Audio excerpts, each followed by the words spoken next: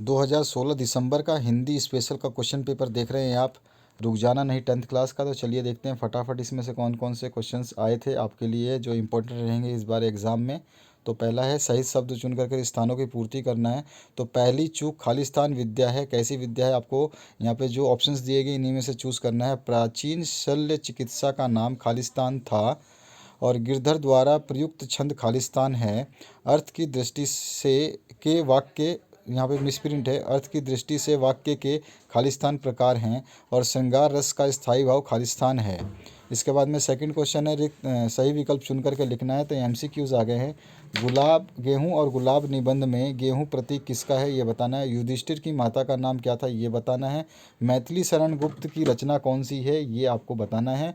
चौपाई में मात्राएं होती हैं कितनी ये बताना है। जो सब कुछ जानता है वो कौन होता है, सर्वज्ञ है या फिर सर्वेश है, यज्ञ है या विज्ञ है, ये बताना है। और क्वेश्चन नंबर 3 में सत्य सत्य बताना है। बालक राम चंद्रमा मांगने की हट करते हैं क्यों, सत्य है या सत्य ये आपको बताना है। शिवाजी के पुरुष पुत्र का नाम संभाजी है। उसके बाद तीसरा है यथाशक्ति में अव्ययीभाव समास है। और चौथा है नर्मदा अमरकंटक से निकलती है। और पांचवा है खंड काव्य प्रबंधन काव्य का एक भेद है। इसके बाद में जो नेक्स्ट क्वेश्चन है फोर्थ वाला जोड़ी सही बनाना है। इसमें ए और बै कॉलम को मैच कर देना है। पांचवें क्वेश्चन में एक वाक्य में उत्तर देना है आपको। चलने के पूर्व बटोही को क्या करना चाहिए। पंजाब केसरी के नाम से कौन जाना जाता था। विशैली तबला के पास युधिष्ठिर ने क्या देखा। उसके बाद विशैले विशैले तालाब के पास युधिष्ठिर ने क्या देखा।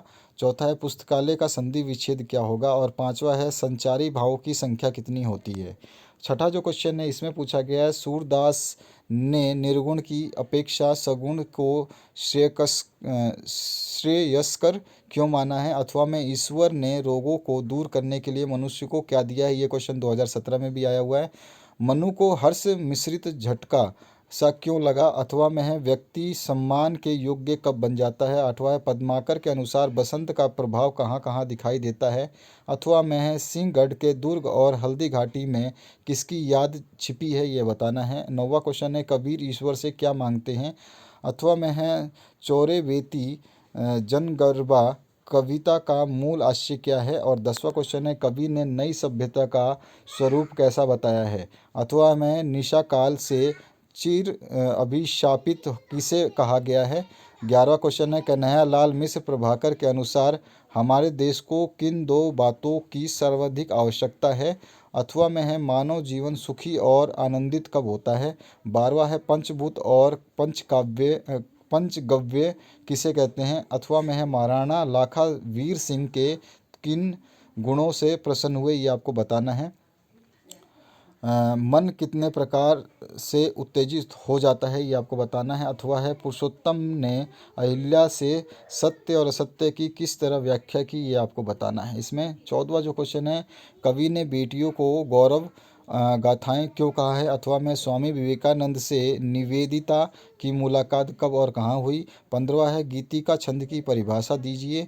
अथवा में है हरि गीतिका छंद की परिभाषा लिखिए।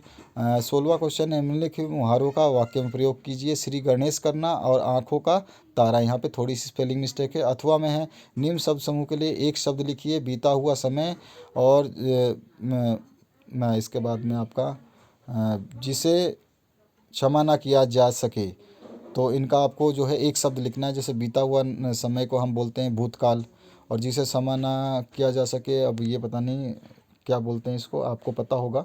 17वां जो क्वेश्चन है उसकी बात करें तो इसमें पूछा गया है लेखक हरि शंकर परसाई ने निंदकों को पास में रखने की सलाह क्यों दी है। अथवा में ज्ञान और दीपक के आपसी संबंध को स्पष्ट कीजिए। नेक्स्ट जो 18वां क्वेश्चन है इसमें पूछा गया आपसे निर्देशानुसार वाक्य को परिवर्तन करना है। वह कार्य में सफल होगा, संदेहवाचक बताइए। और गौरव पुस्तक पढ़ता है, ज्ञानवाचक में कन्वर्ट करिए। मैं खेती के बारे में जानता हूँ निषेधात्मक बनाना है। अथवा में है संधि और समास में कोई 3 अंतर लिखना है। 19वां है अतिशयोक्ति अलंकार की परिभाषा उदाहरण सहित लिखिए। अथवा में हास्य रस की परिभाषा उदाहरण सहित लिखिए। 20वां है छायावाद की 2 विशेषताएं, 2 कवि और रचनाओं के नाम बताइए। अथवा में प्रगतिवाद की 2 विशेषताएं, 2 कवि और 2 रचनाओं के नाम बताइए। 21वां जो क्वेश्चन है इसमें देवेंद्र युग की 4 विशेषताएं, 2 कवियों के नाम लिखिए। अथवा में कहानी और उपन्यास में अंतर बता दीजिए। 22वां हजारी प्रसाद द्विवेदी अथवा प्रेमचंद का परिचय निम्न बिंदुओं के आधार पर दीजिए, जिसका 2 रचनाएं बतानी है, भाषा शैली बतानी है। 23वें में सूरदास अथवा जयशंकर प्रसाद का परिचय देना है आपको, 2 रचनाएं या फिर भावपक्ष कलापक्ष दोनों को इंक्लूड करना है। 24वां है किसी एक गद्यांश की सप्रसंग व्याख्या करनी है। ये रहा पहला गद्यांश और दूसरा गद्यांश आपके सामने है। इसके बाद में 23वां क्वेश्चन में आपके पद्यांश आएगा, वीडियो को पॉज करके देख लेना।